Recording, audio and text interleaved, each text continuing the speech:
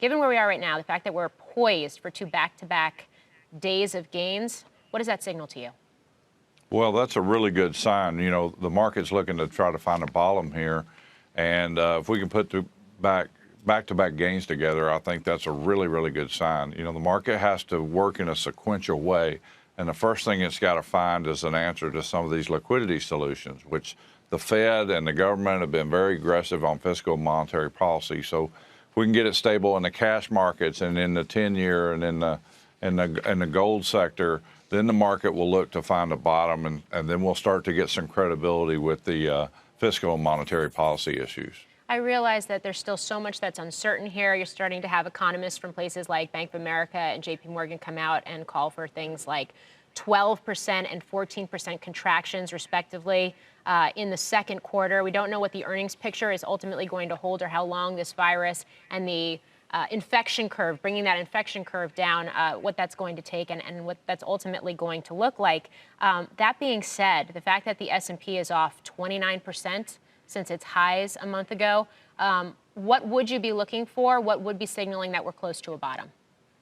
Well, no one knows what's really going to happen. We've about convinced ourselves it's not going to be a V, it's going to be some kind of U. We just don't know how long and how bad. And the first thing that's going to tell us what the answer is the virus itself. We don't know how long this is going to go. We don't know if it'll burn off in the summer or go off in the fall. I suspect it'll burn off in the summer. We got to see a peak, and then we got to see what the mortality rate is here. We get forecasts of 3,000 and then 6 million from some doctors, which, you know, quite frankly, scares everyone. So once we get a handle on that, the market will focus on that.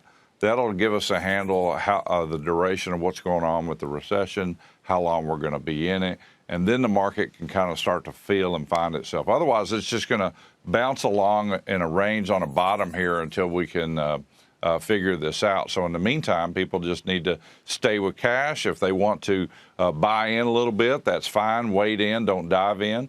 And as the market gets some certainty, you catch some of this, and if it goes up a little bit while you're buying, that's okay. Are you wading in? Am I buying? Yes, absolutely. What are you buying? Quickly. I like banks the most. Banks have been sold off, and they're not the source of the crisis. The crisis is the virus and the consumer-driven.